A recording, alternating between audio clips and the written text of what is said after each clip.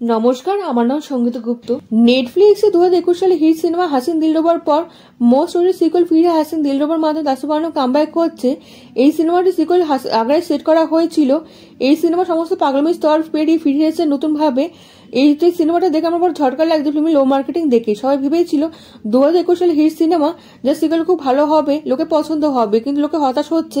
এটা নিয়ে কথা বলা দরকার। যদি আপনি ধোকায় ফেসে যান তাহলে তো অনেক দেরি হয়ে যাবে না। তাজমহলের কথা লোকে সবাই জানে, কিন্তু তাজমহলের পাশে যে যমুনা নদী আছে তাকে 99% লোকে ইগনোর করে যায়। এই যমুনা নদী থেকে বেরিয়ে এসেছেন কুমির, যার জন্য সারা আগ্রহ লোকে ভয় কাঁপছে। আর তার পিছনে চলে আশিকি।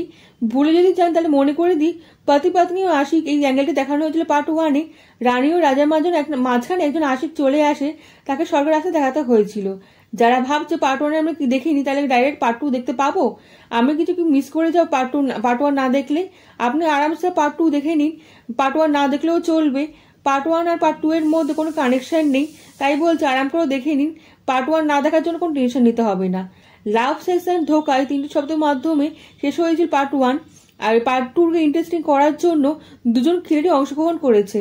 একজন তো দিলওয়ালা, একজন তো দিমাগওয়ালা। রানী একদিকে আছে থাইল্যান্ড যাওয়ার সুযোগ, আর একদিকে আছে ফাঁসি যাওয়ার মতন পরিস্থিতি। এর মাধ্যমে সিদ্ধান্ত নিতে হবে রানীকে। রানী ম্যাডাম ভয় কাঁপছে, যদি মুখ থেকে কিছু বেরিয়ে যায় তাহলে রানী ফেসে যাবে। বিক্রম মাসি তাপসী পন্নু 2021 সালের সিনেমা হাসিন দিলরুবার কথা নিশ্চয়ই মনে আছে। এর দর্শকের মনে স্থায়ী প্রভাব ফেলে দিয়েছিল।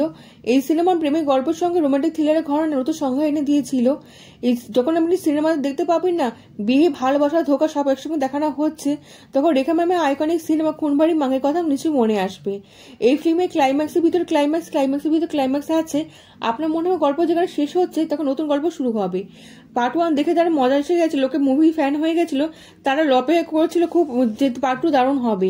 পার্ট 2 দেখে লোকে মন ভেঙে গেছে। পার্ট 2 সেই লেভেল পর্যন্ত পৌঁছাতেই পারেনি। পার্ট 1-এ দারুণ কমেডি, দারুণ টাইমিং ছিল, স্ক্রিন প্লে যা দেখে লোকে মজা এসে গেছিল, কিন্তু পার্ট 2-তে সেই লেভেল পর্যন্ত পৌঁছাতে পারেনি। সবচেয়ে বড় ডাউনফল হয়েছে তাপসী পন্নুর ক্যারেক্টারে।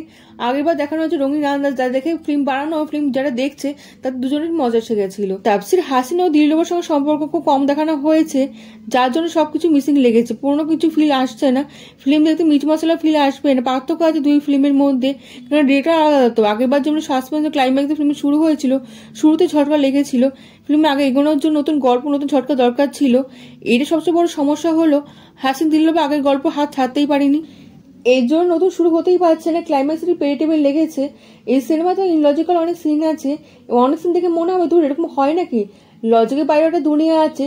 সিদ্ধার্থ সিনেমার কথা মনে আছে? ক্রিটিকরা অনেক অপমান করেছিল, কিন্তু জনতা হাত ধরেছিল। এই জন্য ক্লাসিক হয়ে গেছে। সিনেমা অনেক হিট হয়েছিল। সানি কৌশল একই কাজ করতে চলেছে। ফিল্ম এত খারাপ লাগবে না যখন আপনি দেখবেন সানি কৌশলের অ্যাক্টিং এ দারুণ করেছে, সেজন্য সিনেমাটা খারাপ লাগছে না। যারা বেশি ফিল্ম দেখেন না তারা ক্লাইম্যাক্স আগে থেকে জেনে যাবেন। এর জন্য মনে হয় 2 ঘন্টা বরবাদ হয়ে গেল। যারা কম ফিল্ম দেখেন, যারা টাইম পাসের জন্য সিনেমা দেখছেন, তারা ঠিকঠাক সাসপেন্স পেয়ে যাবেন। পার্ট 1-এ বিক্রম মাসি আর তাপসী ভালো অ্যাক্টিং দেখতে পেয়েছিলাম, যাদের প্রতিটি সিন আইকনিক হয়ে গেছিল, কিন্তু এরকম কোনো সিন এই সিনেমাতে পাবেন না যা আপনার মনে রাখতে হবে।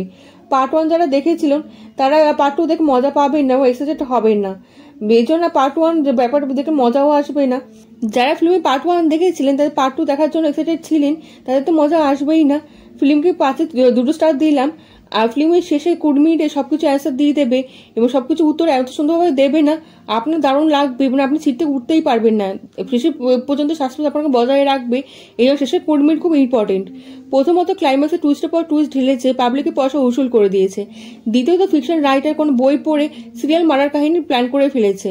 নেগেটিভের মধ্যে হলো খুব কমজোর খিচুড়ি কাহিনী দেখানো হয়েছে এবং নর্মাল অ্যাক্টিং পাবেন, তার মধ্যে একজনই অ্যাক্টিং ভালো লেগেছে, তার মধ্যে একজন সানি কৌশল দারুণ অ্যাক্টিং করেছে। হাসিন ও দিলরুবা এই দুটো শব্দ সিনেমা দেখার পর ধোকার মতন লেগেছে। এই অনেকে বলছে পার্ট 3 নাকি আসবে। কেমন লাগলো ভিডিওটা কমেন্টের মাধ্যমে জানান। আপনার কমেন্ট আমার কাছে অনেক মূল্যবান। আপনি লাইক ও সাবস্ক্রাইব করে দেবেন এবং দেশ বিদেশে বন্ধুর সঙ্গে ছড়িয়ে দেবেন। দেখা হচ্ছে পরবর্তী ভিডিওতে। ভালো থাকবেন।